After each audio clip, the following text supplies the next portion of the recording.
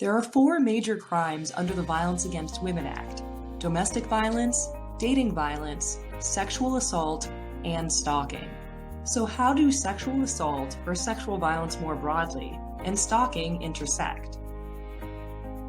Victims who were stalked by an abusive intimate partner were more likely to experience multiple forms of sexual violence than those abused but not stalked, including sexual degradation, substance use, and penetration while sleeping. About 1 in 3 women stalked by an intimate partner were also sexually assaulted by that partner. And about half of sexual assault survivors said they experienced stalking as well.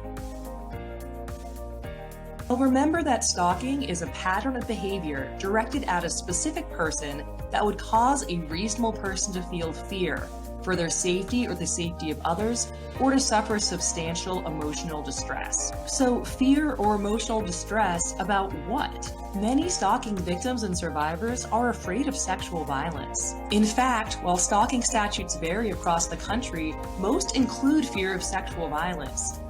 Every category of stalking behavior, surveillance, life invasion, intimidation, and interference through sabotage or attack, can include tactics that are sexually violent in nature. Surveillance behaviors may include voyeurism, whether in person or by accessing or planting recording devices. Surveillance may also include gathering information about the victim, either through technology, asking mutual acquaintances, or other means. That information might include researching and selecting victims based on their perceived vulnerabilities, disabilities, or lack of credibility, or finding out when a chosen victim is alone or isolated to commit the sexual violence. Stalkers may also gather information for later blackmail or extortion, or the monitoring might happen after the violence to see if the victim is telling anyone about what has happened. Stalkers may also engage in life invasion, showing up in the victim's life when the victim doesn't want them to be there, through leaving sexual items or gifts, excessive contact of a sexual nature, and/or spreading sexual rumors or information about a victim to others.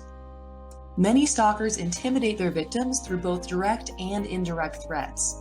These could be threats to share sexual images or information, engaging in symbolic sexual violence like cutting underwear or stealing intimate items, threatening to sexually harm the victim or those the victim cares about, or coercing or threatening the victim into sexual acts.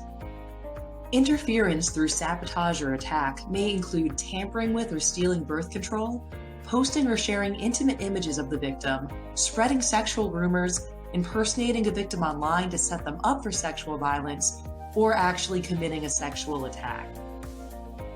When you're working with a victim of sexual violence or intimate partner violence, be sure to ask about stalking victimization. To get started, visit coercivecontrol.org for a risk assessment specific to stalking that creates a narrative report and safety planning suggestions. Advise victims to keep a documentation log to keep track of every stalking incident. Make sure to include stalking in your safety planning and consider stalking charges when appropriate. Visit stalkingawareness.org for safety planning guidance, tips for law enforcement, more information on stalking and sexual violence, brochures, and so much more. Together, we can better identify co-occurring victimizations to keep stalking victims safe and hold offenders accountable.